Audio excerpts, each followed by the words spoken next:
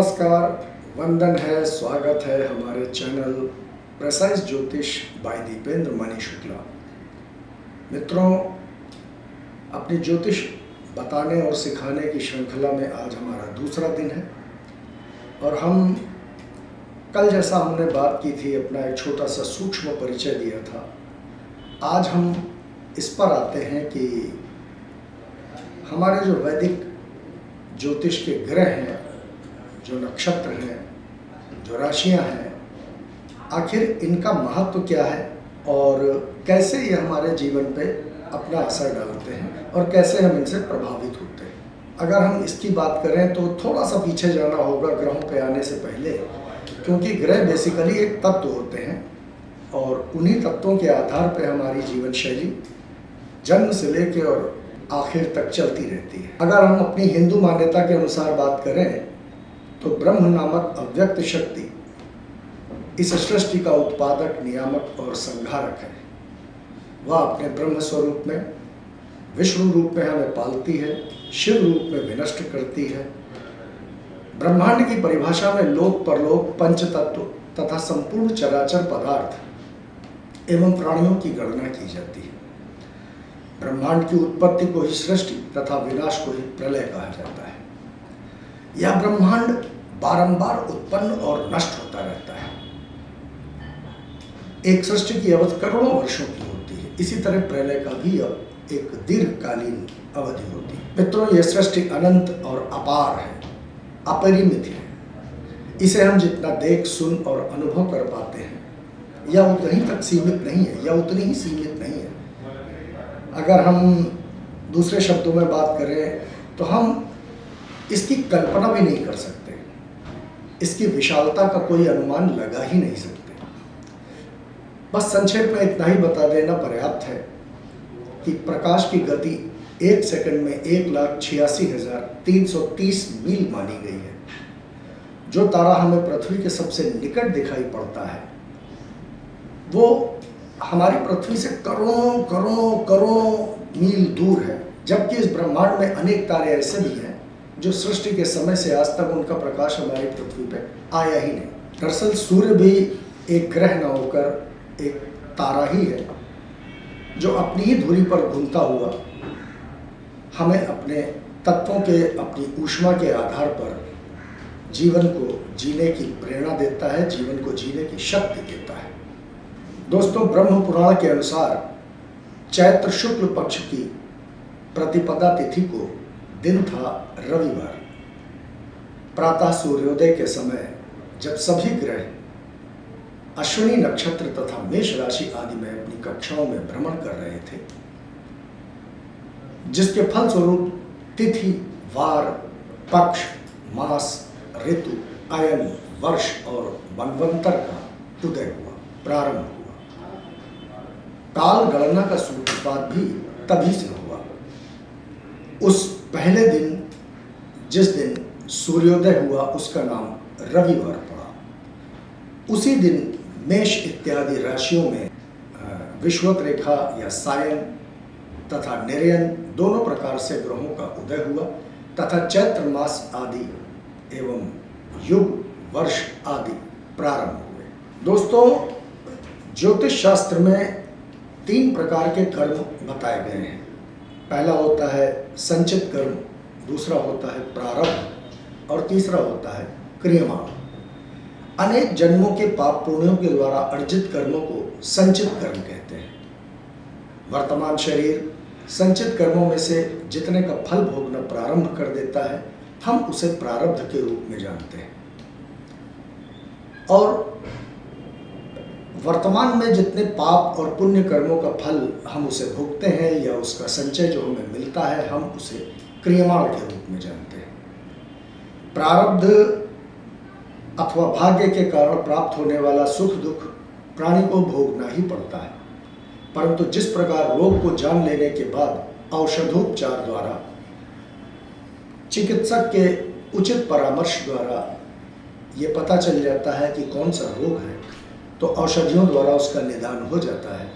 इसी प्रकार एक कुशल उच्चतम ज्योतिषी द्वारा जब ये पता कर लिया जाता है कि हमारी कुंडली में कौन कौन से ग्रह हमारे योग कारक हैं या फेवरेबल हैं और कौन कौन से ग्रह हमारे जो हैं हमारे अनफेवरेबल हैं, तो ज्योतिषी की परामर्श पे दान, पुण्य, व्रत, जप, रत्न, मणियों द्वारा, जड़ियों द्वारा हम उसका उपाय करके उसके अशुभ फलों की शांति कर देते हैं। दोस्तों, ज्योतिष को पंच स्कंधात्मक माना जाता है, जिसमें सिद्धांत, संहिता, होरा, प्रश्न और मुहूर्त ये 5 प्रमुख विभाग हैं। अब इन्हीं के अंतर्गत की जाने वाली गणित और फलित ज्योतिष हमारे जीवन पर सीधा और बिल्कुल प्रत्यक्ष असर डालती है। दोस्तों, पृथ्वी पर जैसे दूरी नापने के लिए किलोमीटर, मील वगैरह का सहारा लिया जाता है, वैसे ही आकाश में नक्षत्रों के आधार पर एक दूरी से दूसरी दूरी को नापा जाता है। जिस प्रकार पृथ्वी पर पैमानों में के अंतर्गत मीटर और उसके बाद सेंटीमीटर आदि छोटे पैमाने भी होते हैं, उसी प्रकार आकाशीय पैमाने में नक्षत्र को भी चरणों में डिवाइड किया गया है, जिसके अनुसार प्रत्येक नक्षत्र के 4 चरण होते हैं और 60 अंश होते हैं। नक्षत्रों के अंश को घटी या बोलचाल की भाषा में घड़ी भी कह दिया जाता है। दोस्तों, जब चंद्रमा सूर्य से 13.25 अंश की दूरी पर होता है, तब उस विस्तार को एक नक्षत्र मानते हैं। प्रत्येक नक्षत्र की सीमा में करोड़ों ज्योतिष पिंडों का एक समूह होता है।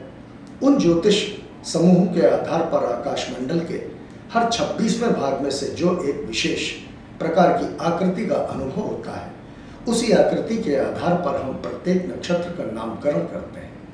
चूंकि संपूर्ण आकाशमंडल को 27 नक्षत्रों और भागों में बांटा गया है, इसलिए कुल नक्षत्र भी 27 ही हैं। नक्षत्रों के नाम क्रमवार इस प्रकार हैं: अश्विनी, भरणी, कृत्तिका, रोहिणी, मृगशिरा, आर्द्रा, पुनर्वसु, पुष्य, आश्लेषा, मघा, पूर्वा फाल्गुनी, उत्तरा फाल्गुनी, हस्त, चित्रा, स्वाति, विशाखा, अनुराधा, ज्येष्ठा, मूल, पूर्वाषाढ़ा, उत्तराषाढ़ा, श्रवण, घनिष्ठा, शतभिषा, पूर्वा भाद्रपद, उत्तरा भाद्रपद और अंत में रेवती। दोस्तों, श्रीमद् भागवत पुराण के अनुसार भगवान सूर्य महर्षि कश्यप और माता अदिति के गर्भ से जन्म लिए और ब्रह्मांड का केंद्र मानकर सूर्य की अवस्थिति की गई। इसके द्वारा ही दिशा, आकाश, अंतरिक्ष, भूलोक, स्वर्गलोक, नरक, रसातल, अन्य लोकों का विभाजन किया जाता है। जो ज्योतिष पिंड सूर्य के चारों ओर घूमते रहते हैं या सूर्य की परिक्रमा करते रहते हैं, उन्हें ग्रह कहते हैं, तथा जो आकाश में एक स्थान पर स्थिर बने रहते हैं, उन्हें तारा कहते हैं। यथार्थ में सूर्य भी कोई ग्रह न होकर एक तारा ही है, जो सिर्फ अपनी ही एक्सिस पे, अपनी ही धुरी पे घूमकर बाकी सारे ग्रहों को अपने साथ ही, बेसिकली अगर देखा जाए तो सूर्य भी कोई ग्रह न होकर एक चमकता हुआ तारा ही है, जिसके इर्द गिर्द सारे ग्रह भ्रमण करते रहते हैं और सूर्य भी अपनी ही कक्षा पे परिभ्रमण करता रहता है। सूर्य स्वयं संचरण करे या राशियां उसके चारों ओर चक्कर लगाएं, उससे काल गणना में कोई या फलित में उसमें कोई अंतर नहीं आता है। दोनों संचरण पूरे 24 घंटे में ही होंगे।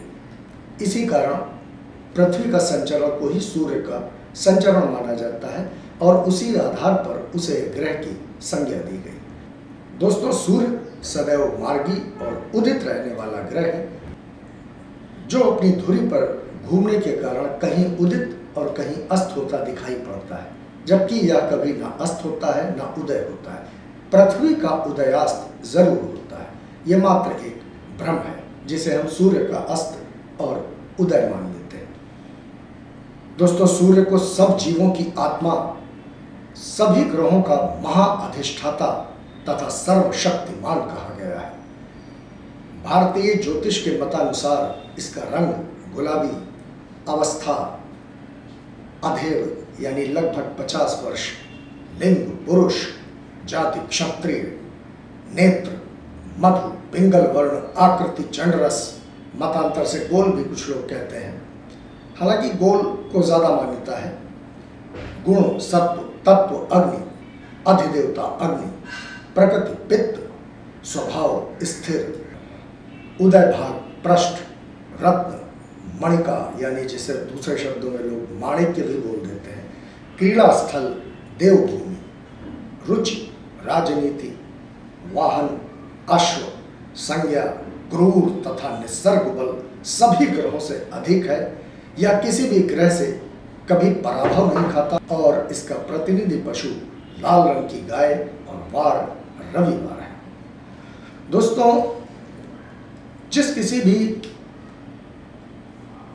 भी व्यक्ति की कुंडली में अगर सूर्य बली है, जैसे सूर्य बली कहाँ होता, मैं अभी इस विषय पर आगे आऊँगा। एक एक ग्रह, एक एक राशि, सभी ग्रहों के मूल तत्व के बारे में आपको जानकारी दूंगा और पूरी तरह आपके शरीर पे और आपके जीवन पे इसको जोड़ के बताऊंगा कि कैसे ग्रह हमारे जीवन में अपना असर डालते हैं और कैसे हम लोग फलीभूत होते हैं ग्रहों से। दोस्तों, जो भी तरंगे हमें ग्रहों से मिलती हैं, हमारा जीवन उन्हीं के आधार पर चलता है। जब हम पैदा होते हैं तो जो भी हमें लग्न मिलती है वो ग्रहों के और पूर्व जन्म के कर्मों के आधार पर मिलती है और जो भी हमें महादशा, अंतरदशा या प्रत्यंतर दशा मिलती है, जैसे महादशा और अंतरदशा का मतलब क्या होता है कि हम राजा बनेंगे, लेकिन कब बनेंगे, तब वो गणना करके बताया जाता है कि जब उस ग्रह की दशा आएगी और उसमें ये अंतर चलेगा और यहाँ से ये ग्रह ऐसे देखेगा, तब आप राजा बनने के योगकारी हैं। अब चूंकि सूर्य राजसत्ता का कारक है, प्रशासन का कारक है, सरकार का कारक है, आपको सारी विजय दिलाता है, तो सूर्य सारे ग्रहों से कभी भी पराभव नहीं खाता है।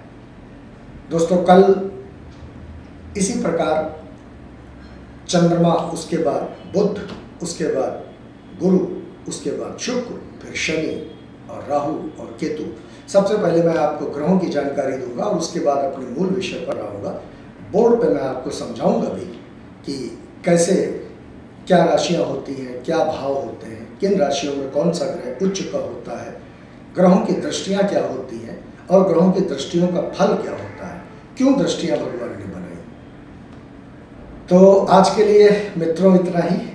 सूर्य को आप लोगों ने बहुत भली भांति जाना, आपके अंदर साहस, सारे पराक्रम का कारक है, आपकी जीत और विजय का कारक है। इसलिए सूर्य को बलि बनाने का, यदि किसी की कुंडली में निर्बल है, क्षीण है, कमजोर है, तो उसके दो प्रमुख उपाय आपको बता रहा हूँ। सबसे पहले तो आप अपने पिता के चरण छूना शुरू करिए, क्योंकि जितना आप अपने पिता के चरण छूएंगे, आपका कुंडली में जो सूर्य है वो अत्यंत बली हो जाएगा। दूसरा, अर्ली मॉर्निंग उठने की आदत डालिए और सूर्य को कम से कम अर्घ जरूर दीजिए। छोटा सा एक मंत्र, ओम घृणी सूर्याय नमः, इसको 108 बार रोज बोल लिया करिए और देखिए आपकी कुंडली में जो अशुभ प्रभाव दे रहा है वो कैसे बली होता है। ग्रह चाहे तो क्या न करा सके। तो आज मित्रों, मैं अपनी वाणी को यहीं विराम देता हूँ और कल आपसे पुनः भेंट होगी। तो आपके अंदर के बैठे हुए परमात्मा को बहुत बहुत नमन करता हूँ, वंदन करता हूँ। आप अपनी कृपा हम पर यूं ही बनाए रखें और मेरे YouTube चैनल प्रिसाइज ज्योतिष भाई दीपेंद्र मणि शुक्ला को देखते रहें। तो दोस्तों, फटाफट सब्सक्राइब कर दीजिए, लाइक कर दीजिए और शेयर कर दीजिए। आपको बहुत बहुत प्रणाम। जय गणेश।